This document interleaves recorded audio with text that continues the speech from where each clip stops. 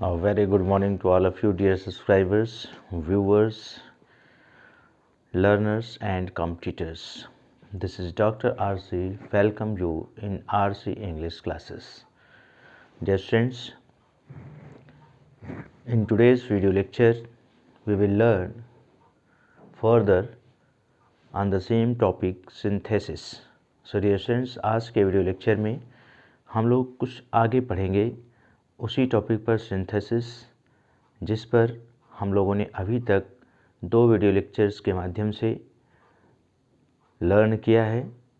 2 simple sentences को combine करके, जोड़ करके एक नया सिंपल सेंटेंस बनाना सीखा है पार्टिसिपल का प्रयोग करके।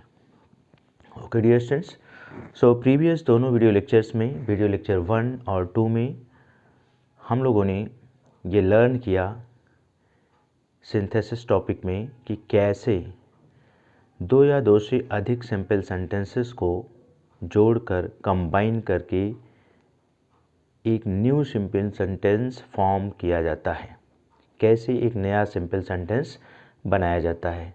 हम लोगों ने डिटेल में स्टडी किया था उन दोनों वीडियो लेक्चर्स में, उन सिचुएशंस का, उन कंडीशंस का कि कब किस परिस्थिति में 2 सिंपल सेंटेंसेस को हम प्रेजेंट पार्टिसिपल के द्वारा कंबाइन करके एक नया सिंपल सेंटेंस बनाएंगे, और कब पास्ट पार्टिसिपल के द्वारा, और कब परफेक्ट पार्टिसिपल के द्वारा। तो इन चीज़ों को हम लोगों ने डिटेल में पिछले दोनों वीडियो लेक्चर्स में स्टडी किया था।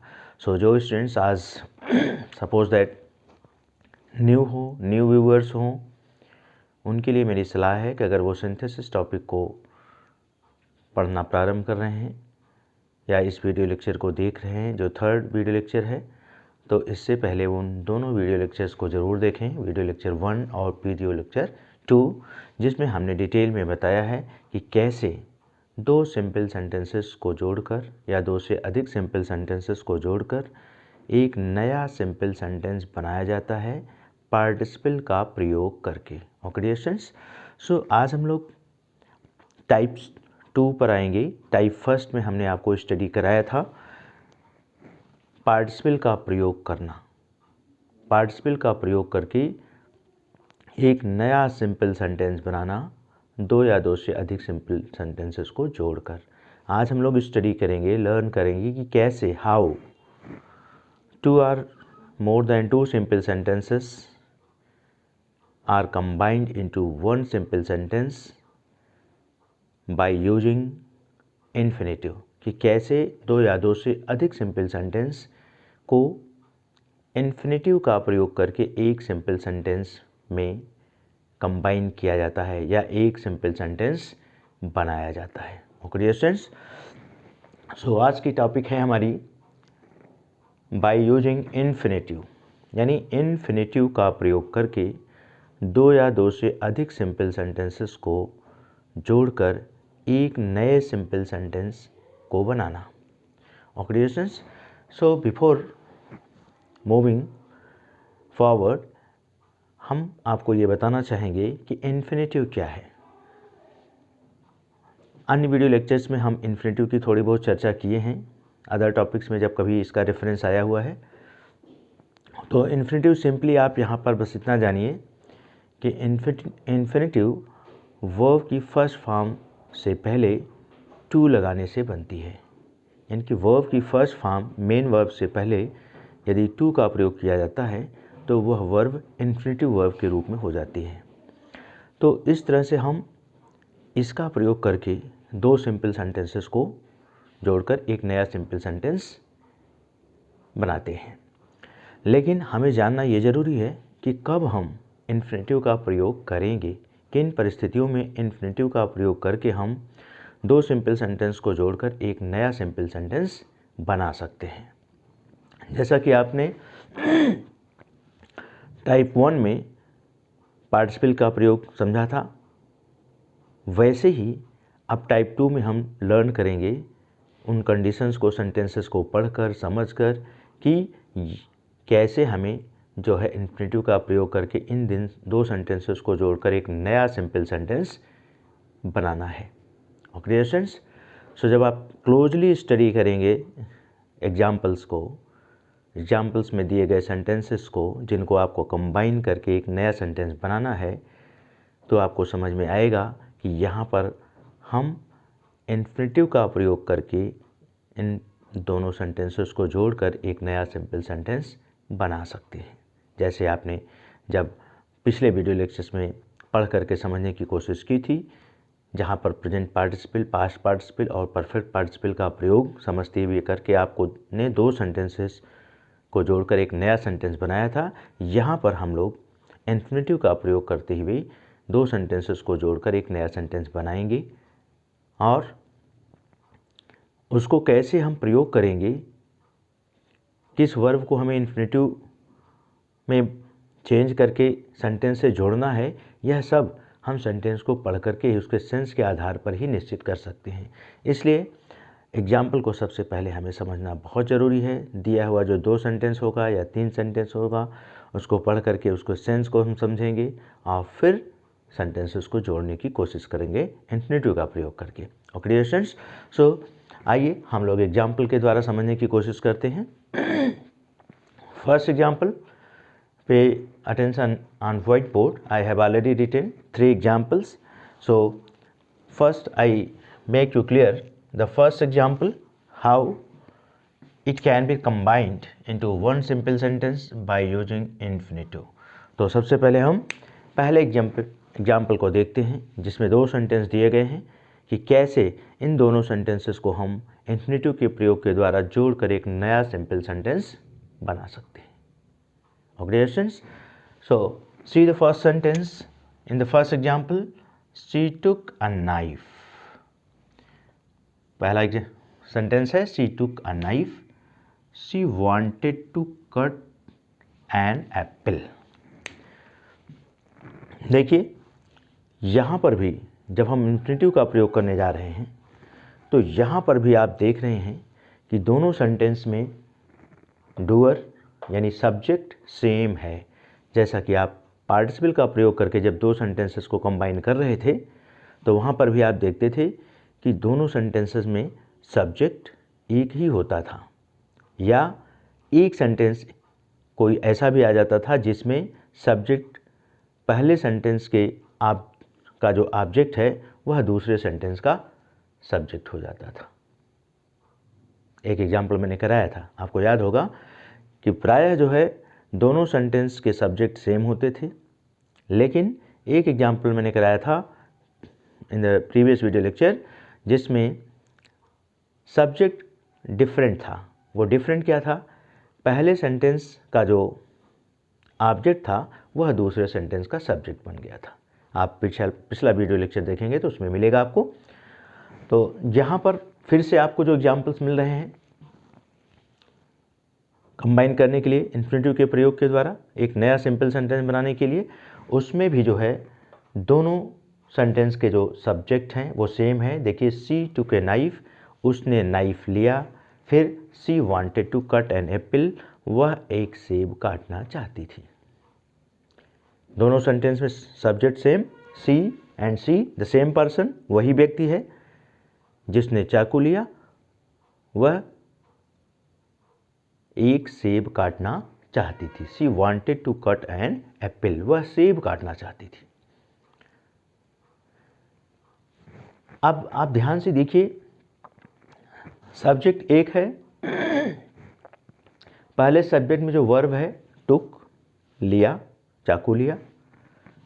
दूसरे सब्जेक्ट में वर्ब है वांटेड, चाहती थी, और एक इन्फिनेटिव वर्ब यूज है टू कट, काटना। तो इस सेंटेंस में ऑलरेडी इन्फिनेटिव वर्ब यूज है टू कट एन एप्पल। तो अर्थ समझिए, उसने एक चाकू लिया, वह सेब काटना चाहती थी, यानी उसने चाकू सेब काटने के लिए लिया।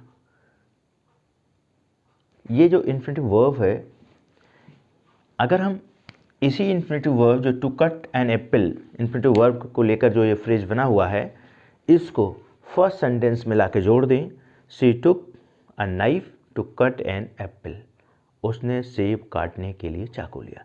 तो एक आपका नया सिंपल सेंटेंस बन गया, दोनों को कंबाइन करके सेम सेंस दे रहा है कि उसने चाकू लिया, वह सेब काटना चाहती थी, वह सेब काटने के लिए चाकू लिया। यही कहना चाह रहे हैं ना, दोनों सेंटेंस के माध्यम से यही बात की जा रही है कि उसने सेब काटने के लिए चाकू लिया।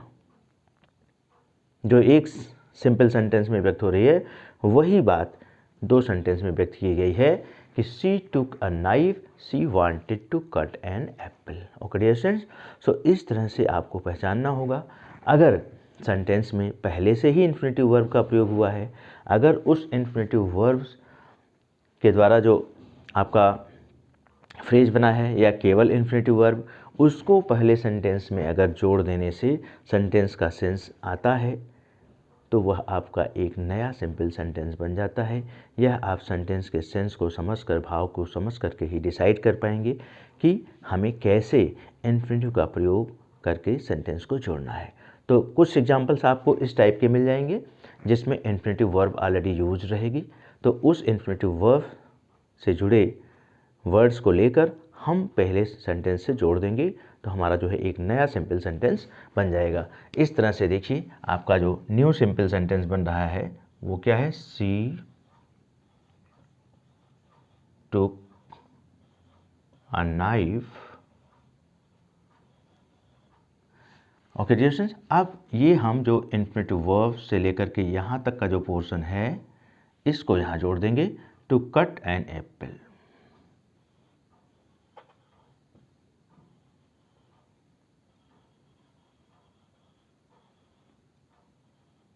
Okay dear students, she took a knife to cut an apple. उसने एक एप्पल काटने के लिए, सेब काटने के लिए नाइफ लिया। Is it clear now? Okay, आइए सेकेंड एग्जाम्पल पर हम फिर से सिचुएशन को देखते हैं। सेकेंड एग्जाम्पल में क्या सिचुएशन बन रही है समझने की कोशिश करते हैं। और देखिए, he is very weak. Second example में फर्स्ट जो सेंटेंस है वो है ही इज़ वेरी वीक। दूसरा सेंटेंस है he can not walk without stick. He is very weak, he can not walk without stick. दो सेंटेंस है, दोनों में subject, sorry, Mohan is very weak, he can not walk without stick. तो दो sentence है, दोनों में सब्जेक्ट जो है वो सेम है। पहला सेंटेंस है मोहन इज़ वेरी वीक, यानी मोहन बहुत वीक है। फिर यहाँ मोहन के लिए ही प्रोनाउन ही का प्रयोग किया गया है। कहा जा रहा है he can not walk without stick, वह बिना छड़ी के नहीं चल सकता है। ओके डियर स्टूडेंट्स, थोड़ा सा मैं आपको रिमाइंड कराना चाहूँगा ट्रांसफॉर्मेशन टॉपिक को। यहाँ पर जब मैं आपको रिमूविंग एडवर्ब टू वाले सेंटेंस पढ़ा रहे थे तो ट्रांसफॉर्मेशन में मैं लर्न करा रहा था कि वे सेंटेंसेस जिनमें एडवर्ब टू के साथ इन्फिनेटिव वर्ब का प्रयोग किया गया होता है उनको सो दैट का प्रयोग करके हम ट्रांसफॉर्म कर सकते हैं। सो दैट एक सेंटेंस में, तो एडवर्ब टू के स्थान पर आप सो का प्रयोग करते थे, याद आ रहा है, और दैट लगाकर सेंटेंस को आगे बढ़ाते थे। इन्फिनेटिव वर्ब को जो है एक सेंटेंस में डेवलप करके दैट क्लास बनाकर जोड़ देते थे। यहाँ पर मेरा थोड़ा सा आपको रिमाइंड कराने का आशय यह है कि अगर इस तरह से सेंटेंस आपको मिलते हैं, वेरी या सो का सेंस एक ही होता है, वहाँ पर जब दैट कंजंक्शन के साथ प्रयोग होता है तो सो लगता है, और जब सिंगल सेंटेंस में उसी सो का भाव देने के लिए वेरी का प्रयोग होता है। तो यहाँ पर ही इज़ वेरी वीक, सो का ही सेंस दे रहा है कि वह बहुत वीक है। ही इज़ सो वीक, सो का हम प्रयोग नहीं कर सकते क्योंकि सो का प्रयोग तब होता है जब हम सो के साथ दैट भी लगाते हैं, कंजंक्शन का भी प्रयोग करते हैं। और हो भी सकता है ही इज़ वेरी वीक या he is so weak, he can not walk without stick, दोनों को समझिए। सो दिया है तो भी सही है, वेरी दिया है तो भी सही है। आपको इन दोनों के स्थान पर जब आप कंबाइन करके ऐसे सेंटेंसेस को जिसमें दोनों सेंटेंस में सब्जेक्ट सेम हो और पहले सेंटेंस में वेरी का प्रयोग किया गया हो या सो का प्रयोग किया गया हो और दूसरे सेंटेंस में कैन नॉट या कुड नॉट का प्रयोग किया गया हो, तो आपको याद आ जाना चाहिए कि ये वही एडवर्ब टू वाले सेंटेंस हैं जिनमें टू के स्थान पर सो का प्रयोग किया जाता है, या वेरी के स्थान पर टू के स्थान पर वेरी का प्रयोग किया जाता है। तो हमें याद आना चाहिए, जब यहाँ पर वेरी है या सो है तो उसके स्थान पर हम टू का प्रयोग करके और इन्फिनेटिव, दूसरे सेंटेंस को इन्फिनेटिव की वर्ब को इन्फिनेटिव में बदलकर सेंटेंस को कंबाइन करके एक नया सिंपल सेंटेंस बना सकते हैं। तो यहाँ पर आपको वेरी के स्थान पर सो का प्रयोग करना होगा। वेरी के स्थान पर टू का प्रयोग, Mohan is two week.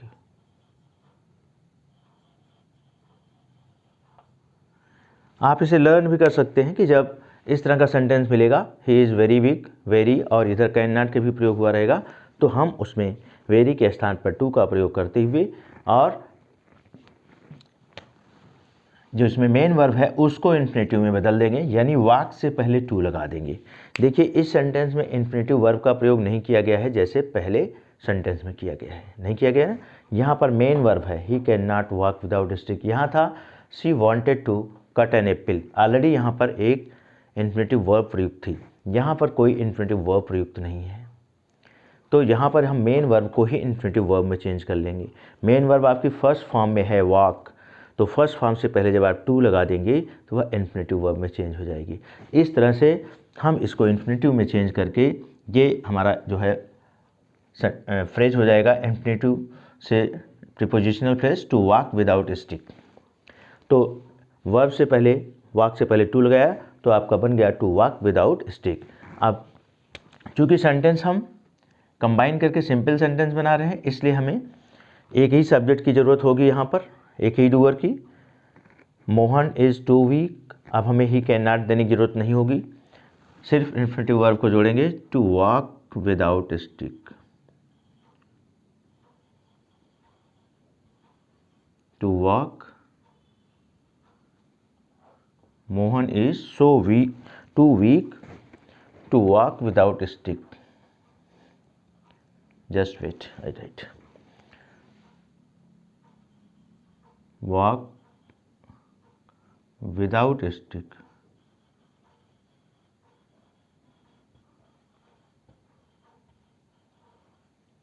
Okay dear students, so इस तरह से आपने देखा कि ये सेंटेंस आपका दोनों सेंटेंस मिलाकर एक सेंटेंस बनाया गया। दोनों को सिंथेसिस करके हम एक नया सेंटेंस बनाए, कंबाइन करके एक नया सेंटेंस बनाए, दो सिंपल सेंटेंस के द्वारा इन्फिनेटिव का प्रयोग करते हुए। तो Mohan is too weak to walk without stick. Okay dear students, so now come on the third example. Third example, she wants to study further. जो फर्स्ट आपका सेंटेंस है थर्ड एग्जाम्पल का, she wants to study further. दूसरा sentence है she has gone to Agra. आप देखिए, यहाँ पर समझने की कोशिश कीजिए सेंटेंस को। दोनों सेंटेंस में यहाँ भी डूअर यानी सब्जेक्ट एक ही है, सी और सी, यानी एक ही पर्सन के बारे में बात की जा रही है दोनों सेंटेंस में। दोनों सेंटेंस का सब्जेक्ट जो है एक है, सी, कोई लड़की या वुमन, कोई महिला होगी, सेम है, अलग नहीं है। तो फर्स्ट सेंटेंस में कहा जा रहा है she wants to study further, यानी वह आगे पढ़ना चाहती है। She wants to study further, वह आगे पढ़ना चाहती है। She has gone to Agra, वह आगरा गई है। She has gone to Agra, वह आगरा गई है। अब यहाँ पर ध्यान दीजिए, वह आगे पढ़ना चाहती है, वह आगरा गई है। अब आप समझिए, मेन जो सेंटेंस को समझने की कोशिश करिए कि वह आगरा गई है। क्यों आगरा गई है? She wants to study further, क्योंकि वह आगे पढ़ना चाहती है। किस वर्ब को हम इन्फिनेटिव में बनाकर सेंटेंस में जोड़कर एक नया सिंपल सेंटेंस बना सकते हैं, यह समझने की ज़रूरत है। तो मेन सेंटेंस आपका क्या है? She has gone to Agra. और आगरा गई क्यों है? She wants to study further.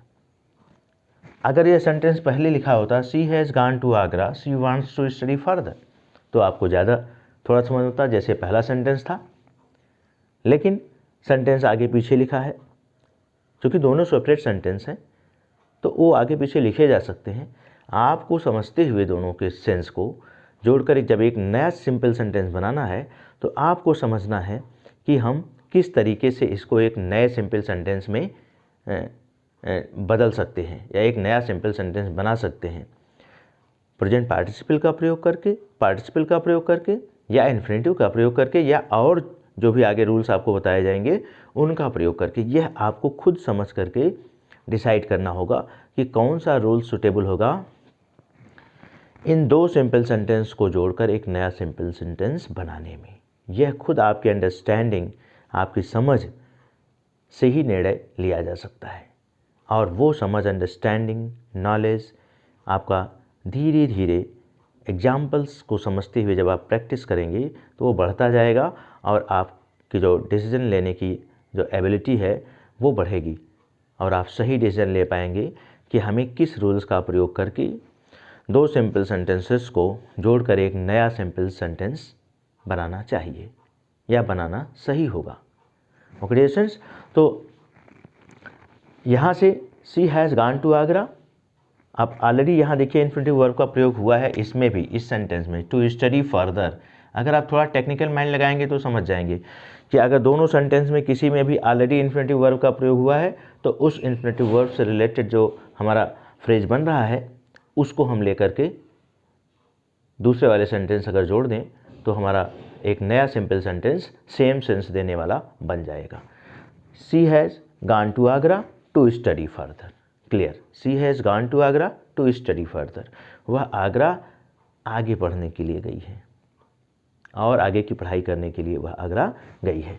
तो ये आपका यहाँ से अब ये छूट गया, आपका सेंटेंस में स्टार्ट हुआ यहाँ से, she has gone to Agra.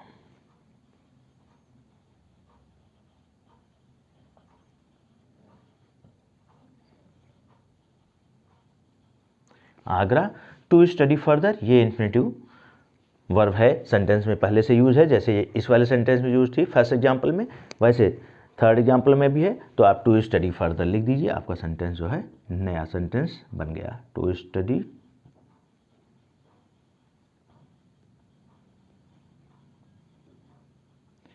Operations. सो अब आपने देखा कि आपका जो है कैसे ये दो सिंपल सेंटेंस को बनाकर, मिलाकर, जोड़कर एक नया सिंपल सेंटेंस बनाया गया, सेम सेंस व्यक्त करने वाला, सेम सेंस व्यक्त कर रहा है। जो सेंस दो सेंटेंसेस से व्यक्त किया गया एग्जाम्पल में, उसको जब आपने इन्फिनेटिव का प्रयोग करते हुए कंबाइन करके एक नया सेंटेंस बनाया तो वही सेंस एक ही सेंटेंस से व्यक्त हो गया।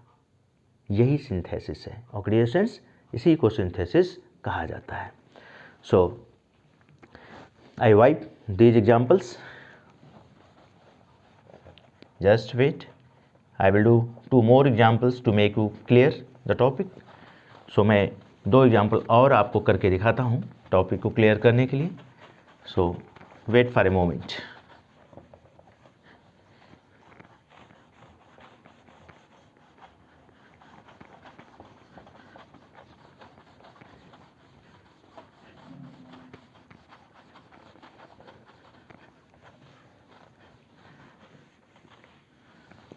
Okay students, so I read third example, sorry third I have done, I read fourth example. So example number 4 को आप देखेंगे, I am leaving for Mumbai, I am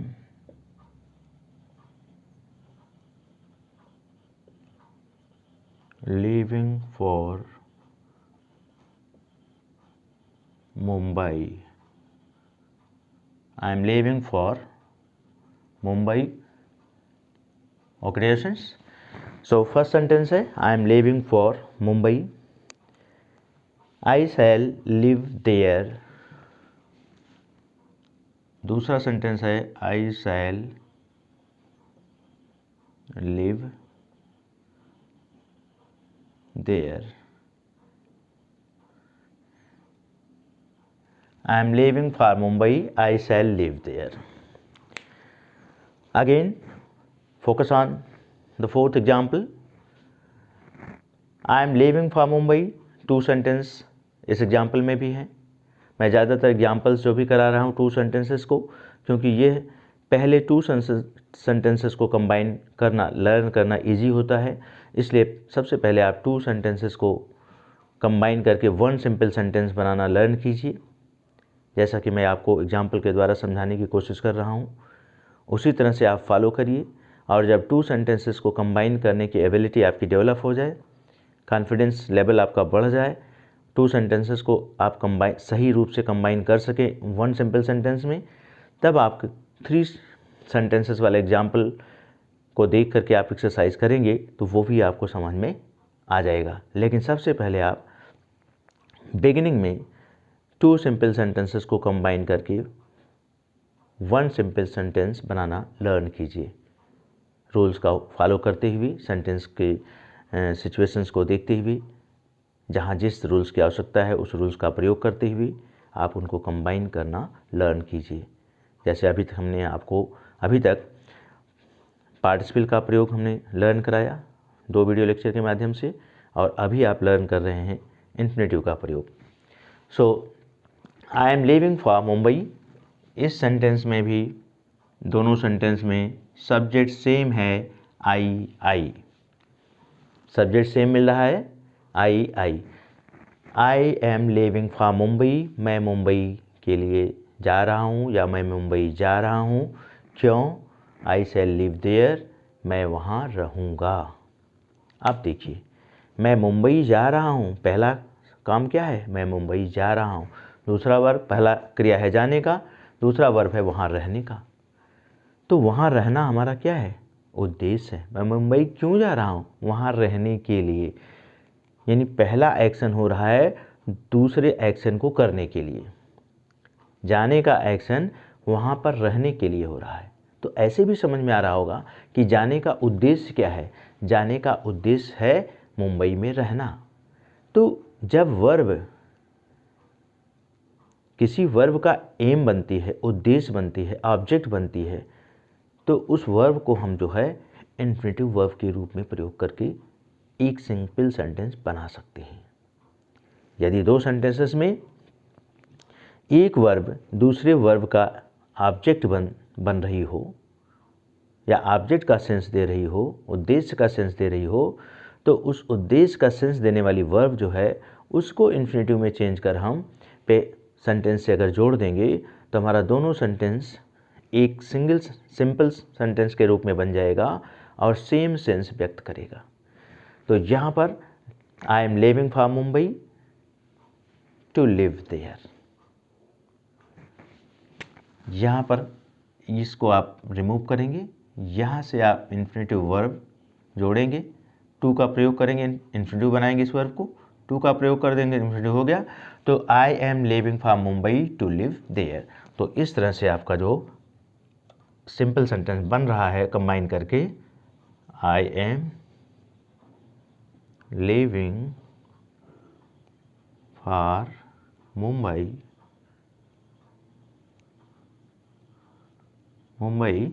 to live there.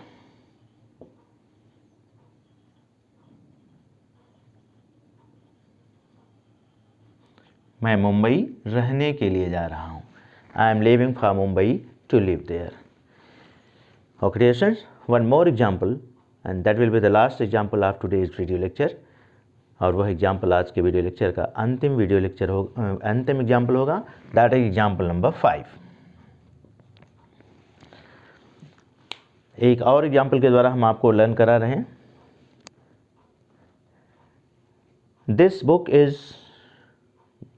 This chapter is very difficult.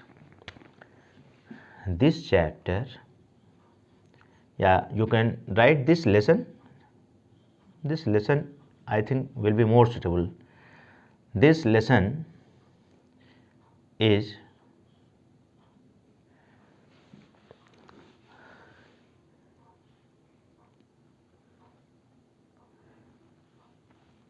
very difficult. This lesson is very difficult.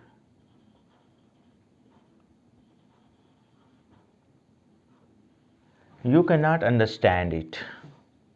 दूसरा sentence,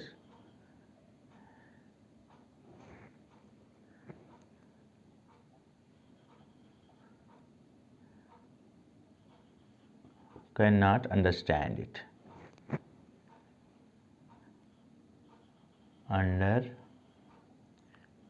Understand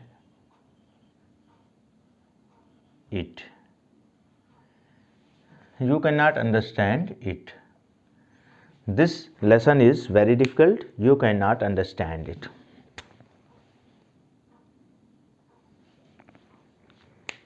occupations. So यहाँ पर देखिए, जब आपने second example को देखा था, ठीक वैसे ही ये एग्जाम्पल है, लेकिन यहाँ पर जो है दोनों एग्जाम्पल में, दोनों सेंटेंसेस में सब्जेक्ट जो है वो डिफरेंट है.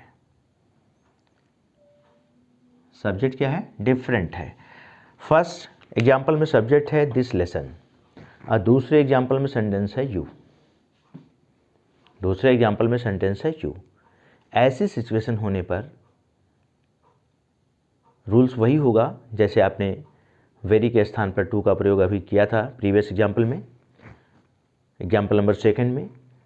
तो यहाँ भी वेरी के स्थान पर टू का प्रयोग करेंगे और इस वर्ब को इंफिनिटिव वर्ब में चेंज करेंगे.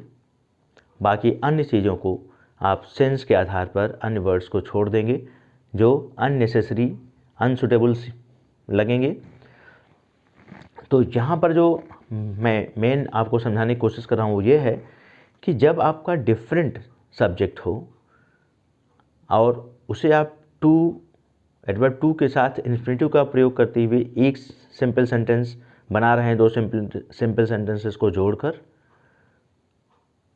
तो आपको करना क्या होगा? देखिए एग्जाम्पल में this lesson is too difficult. हम यहाँ फॉर यू का प्रयोग कर देंगे. क्या प्रयोग करेंगे? For you. सेंस देने के लिए दिस लेसन इज टू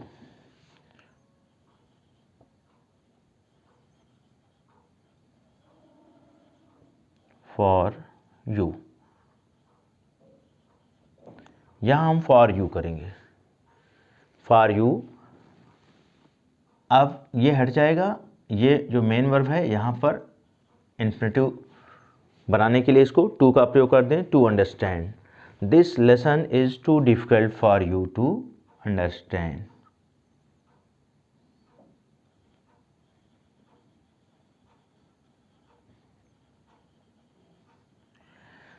अब यहाँ पर इट का भी प्रयोग नहीं होगा क्योंकि ये दो अलग अलग सेंटेंस में इट का प्रयोग किया गया था. इट का प्रयोग किसके लिए किया गया था?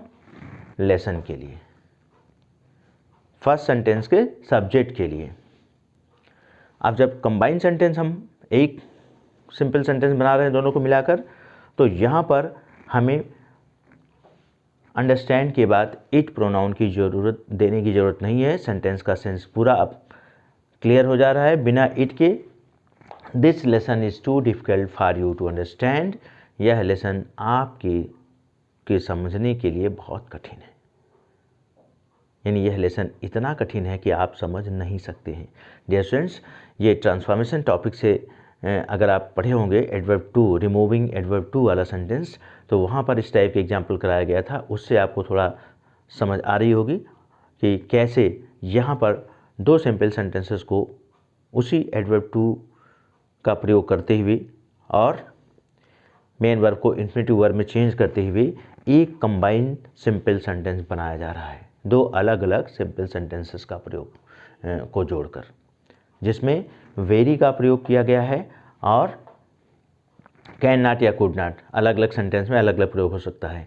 ऐसी स्थिति आने पर अगर एक सिंपल सेंटेंस में वेरी का प्रयोग किया गया है और दूसरे में कैन नॉट या कुड नॉट का प्रयोग किया गया है, तो वहाँ पर हम वेरी के स्थान पर एडवर्ब टू का प्रयोग करके और कैन नॉट, कुड नॉट को रिमूव करके वर्ब से पहले टू का प्रयोग करके इन्फिनेटिव बना करके सेंटेंस को कंबाइन करके हम एक नया सिंपल सेंटेंस बना सकते हैं। इस प्रक्रिया में कुछ वर्ड को हमें सेंस को समझते हुए हटाना पड़ता है, रिमूव करना पड़ता है और कुछ ऐड भी करना पड़ता है। तो ये आप प्रैक्टिस के द्वारा समझने की कोशिश करेंगे कि कहाँ पर किस परिस्थिति में कौन सा वर्ड अनसुटेबल है जिसको हमें रिमूव कर देना चाहिए और कौन सा ऐसा वर्ड है जो सेंस को देने के लिए यूज होना चाहिए, उसे यूज भी करना चाहिए। Okay dear students, so this is all for today. हम लोग नेक्स्ट वीडियो लेक्चर में नेक्स्ट रूल्स को लर्न करेंगे। नेक्स्ट रूल्स के द्वारा दो या दो से अधिक सिंपल सेंटेंसेस को जोड़कर एक नए सिंपल सेंटेंस बनाना लर्न करेंगे in the next video lecture. So this is all for today. Bye bye, see you in the next video lecture. Dear students, मैं लास्ट में आपसे ये ज़रूर कहना चाहूँगा कि जब आप मेरे वीडियो लेक्चर्स के द्वारा ग्रामर स्टडी कर रहे हैं तो मैंने जैसा कि लगभग हर वीडियो लेक्चर में आपको यह एडवाइस देता हूँ कि बिगिनिंग से आप ग्रामर स्टडी करना शुरू कीजिए। न्यू लर्नर्स के लिए, न्यू व्यूअर्स के लिए ये मेरी सलाह है, इंस्ट्रक्शन है उनके लिए कि अगर वो पहली बार ग्रामर पढ़ने जा रहे हैं सीरियसली तो सबसे पहले वो basic structure of English sentence पर बने हुए 4 वीडियो लेक्चर्स मेरे चैनल में अपलोड हैं। पहले उनको आप देखिए, उन रूल्स को लर्न कीजिए। उन रूल्स को लर्न करने के बाद आप ट्रांसलेशन थोड़ा, अगर आप हिंदी मीडियम बैकग्राउंड के स्टूडेंट हैं तो ट्रांसलेशन करना ज़रूर सीखिए। छोटे छोटे सेंटेंसेस का ट्रांसलेशन जब कुछ आपको आने लगे तब आप जा कर के active voice passive wise topic पर बने हुए 8 वीडियो लेक्चर्स मेरे हैं, उनको आप एक एक करके देखिए। उसके बाद आप नरेशन टॉपिक्स पर मेरे 11 वीडियो लेक्चर्स बने हुए हैं, फिर नरेशन टॉपिक को देखिए। नरेशन टॉपिक को देखने के बाद क्रम बिल्कुल याद रखिए, इसी क्रम में अगर आप स्टडी करेंगे तभी ग्रामर आपको पूरी तरह से मेरे वीडियो लेक्चर्स के द्वारा समझ में आ पाएगी और आप सेल्फ स्टडी के द्वारा लर्न कर सकते हैं मेरी इस वीडियो लेक्चर की हेल्प से। सो नरेशन का टॉपिक जब 11 वीडियो लेक्चर्स आप पूरा देख लीजिए, प्रैक्टिस कर लीजिए, एक्सरसाइज कर लीजिए, तब आप ट्रांसफॉर्मेशन की टॉपिक पर आइए। ट्रांसफॉर्मेशन में मैंने 21 वीडियो लेक्चर्स बनाए हैं, उन वीडियो लेक्चर्स को देखिए और उसके बाद सिंथेसिस टॉपिक पर आइए। ओके स्टूडेंट्स, और बाद में मैं सिंटैक्स पढ़ाऊँगा तो उसको आप देखिएगा। तो ये क्रम अगर आप फॉलो करते हैं और सेल्फ स्टडी करते हैं, ग्रामर बुक की सहायता से एक्सरसाइजेस करते हैं, तो नो डाउट आपको इंग्लिश ग्रामर आने लगेगी और आपका कॉन्फिडेंस निश्चित रूप से बढ़ जाएगा। Okay students, so bye bye for today, see you in the next video lecture.